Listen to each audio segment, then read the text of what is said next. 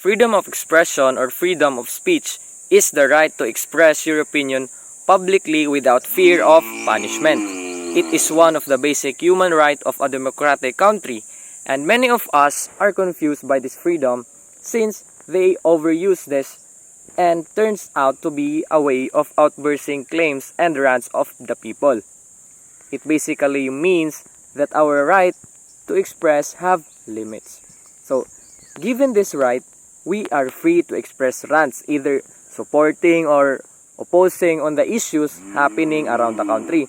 But with this, we are also reminded to use this freedom in a right manner, that is to free from discrimination, terrorism, and fake claims. Uh, well, it is healthy. It is healthy to be active. It is a sign that you are performing well as a citizen. But if this freedom will make you to be an activist without such malfunctioning and wrong advocacy, then that time you should have to take the limit. It is not right to just always express and express until you are now regular in opposing the government. It doesn't mean that you have the right to do so. You are required to talk and talk loudly without checking your claims. That is why we are always reminded that freedom of expression is not absolute. Article 2, Section 6 of 1987 Philippine Constitution states that the separation of the church and the state shall be inviolable.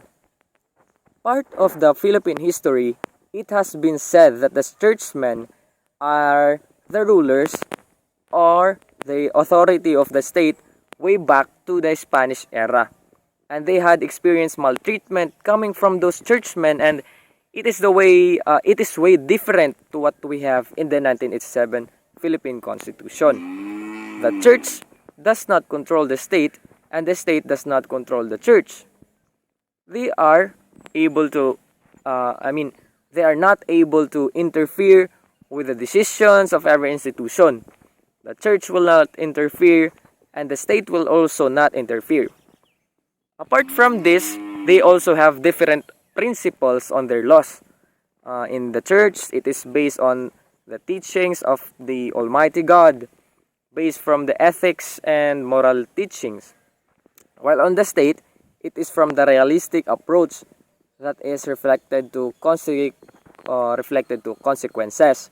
But in conclusion, the doctrine of the separation of the church and the state only makes sure that the state does not favor to any particular religion, and that every person is able to believe and practice faith in order to have freedom and harmonious life choosing religion without discrimination.